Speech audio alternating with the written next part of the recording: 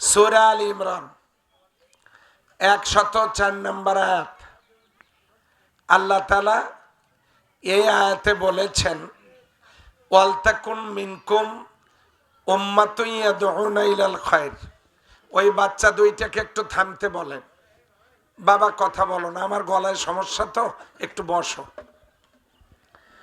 ওয়ালতাকুন মিনকুম উম্মাতুন ইয়াদউনা ইলাল খায়র, তোমাদের মধ্যে অবশ্যই একটা দল থাকতে হবে। কি থাকা লাগবে? দল। কি করবে তারা? ইয়ামুরুনা বিল মারুফ, তারা সৎ কাজের দিকে মানুষকে ডাকবে। ওয়ায়ানহাউনা আনিল মুনকার, অসৎ কাজ হতে মানুষকে নিষেধ করবে। উলাইকা হুমুল মুফলিহুন, তারাই হলো সফল কাম। কি বুঝলাম এখানে? তোমাদের মধ্যে একটা দল থাকা লাগবে। এবার আপনারা বলেন তো, দল যদি বাংলা হয় তার ইংরেজিতে কি? পার্টি। বলেন কি? বাংলায় যদি দল হয় ইংরেজি হলো পার্টি। দল বললে সমস্যা নাই, ঠিক আছে দল। পার্টি বললেও সমস্যা নাই, পার্টি। কিন্তু এই দল আর পার্টির আরবি হলো জামাত। সমস্যা খালি এই জায়গায়, আপনি দল বলেন অসুবিধা নাই, পার্টি বলেন অসুবিধা নাই, কিন্তু অসুবিধা কোন জায়গায়? শুধু জামাত বললে।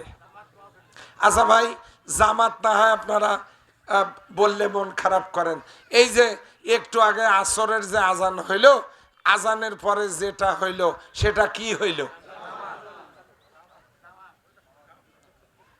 তাহলে আসেন তো ওটার অন্য কোনো একটা নাম বের করি। তো আল্লাহ বলছেন তোমাদের মধ্যে একটা দল থাকতে হবে। আচ্ছা বলেন তো, এই দল কি চোরের দল, ডাকাতের দল, দুর্নীতিবাজের দল, জেনাকারের দল, নারী নির্যাতনকারী দল, অকাম কুকামকারীর দল থাকতে হবে? আল্লাহ কি সেটা বলেছেন? আল্লাহ বলেছেন তোমাদের একটা দল থাকা লাগবে, যারা ভালোর দিকে মানুষকে ডাকবে, খারাপগুলোতে নিষেধ করবে, তারাই সফল কাম। বিগত 53 বছর স্বাধীনতার পরে আমাদের এই দেশটাতে যারা রাষ্ট্র চালাইছেন, কেউ 10, 15, 20 বছর করে করে দেশ চালাইছেন। আমি কোনো দলের নামও বলবো না, আর কারো আমি গিবতও করব না। শুধু এতটুকুন বলবো, এই 53 বছর যারা দেশ চালালেন, বলেন তো তারা কি দুর্নীতি বন্ধ করতে পারছেন? নারী নির্যাতন বন্ধ করতে পারছেন? পারেন নাই। চুরি ডাকাতি মনে হয় বন্ধ হয়েছে, খুন খারাপি কি বন্ধ হয়েছে? তার মানে কি দেখলাম? 53 বছর যারা দেশ চালাইলেন, চুরি ডাকাতি, ধর্ষণ, জেনা ব্যভিচারী, নারী নির্যাতন, দুর্নীতি, মানুষ খুন, একটাও কেউ বন্ধ করতে পারে নাই। এবার একটু আপনারা আমাকে বলেন তো, এগুলো বন্ধ হোক, এটা কি আপনারা চান? কয়জনে চান একটু হাত দেখি।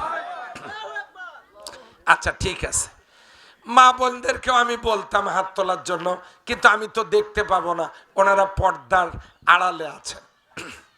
আপনারা চান এগুলো বন্ধ হয়ে যাক। এটা করবে কে? করবে কে সেটা বলি। এটা কি খুলি না চাতাল? হ্যাঁ, আচ্ছা যে খুলি।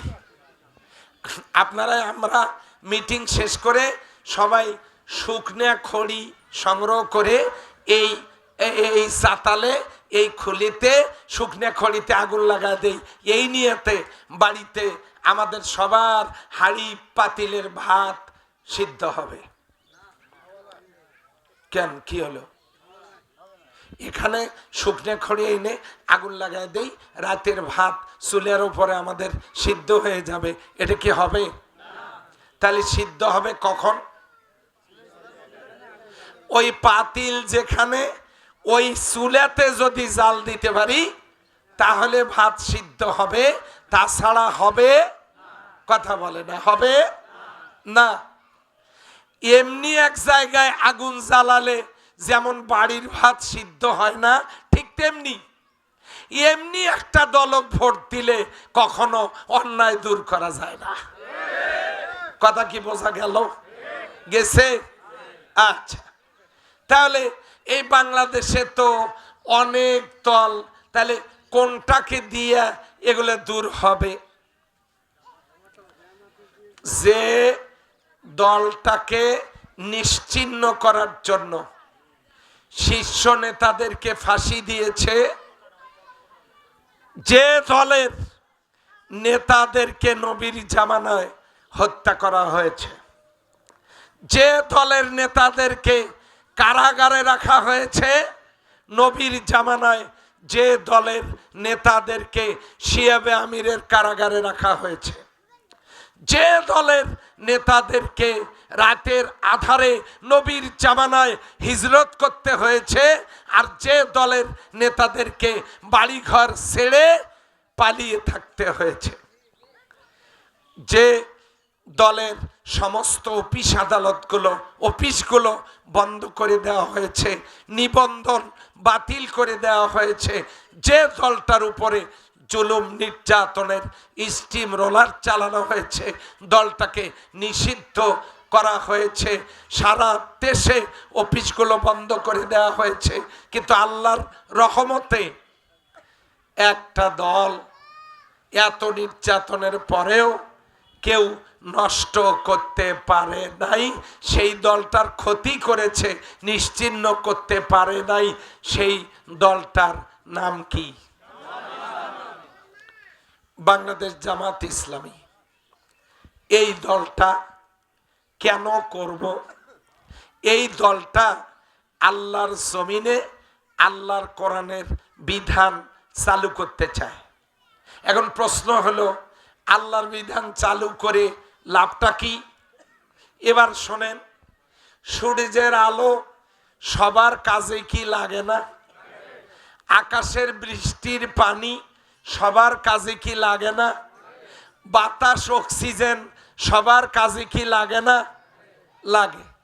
ওই আল্লাহ হিন্দুদেরকেও দুই চোখ দিয়েছে, মুসলমানদেরকেও দিয়েছে। খ্রিস্টানদের শরীর যেভাবে বানাইছে মুসলমানের শরীরও ওইভাবে বানাইছে। তার মানে আল্লাহ বৈষম্যহীন, তার দয়া, করুণা, রহমত, নিয়ামত সবাই আমরা নিয়ে বেঁচে আছি। কথা বলেন ঠিক কিনা?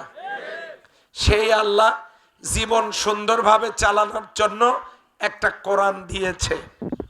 সেই কোরআন, বৃষ্টির পানি যেমন সবার লাগে, সূর্যের তাপ যেমন সবার দরকার, অক্সিজেন যেমন সবার দরকার, নিয়ামত যেমন সবার দরকার, বলেন তো সেই কোরআনের দরকার আমাদের সবার আছে না নাই?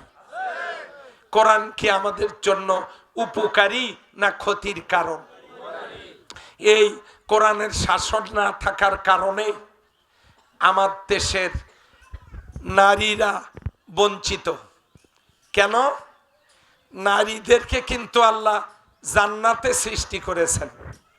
আমি জানি হিংসার কারণে আপনারা সুবহানাল্লাহ বলেন নাই। হিংসা, কারণ পুরুষ মানুষ আদম আলাইহিস সালাম, তাকে আল্লাহ বানাইছেন মাটি দিয়ে জমিনে, আর নারীদেরকে আল্লাহ বানাইছেন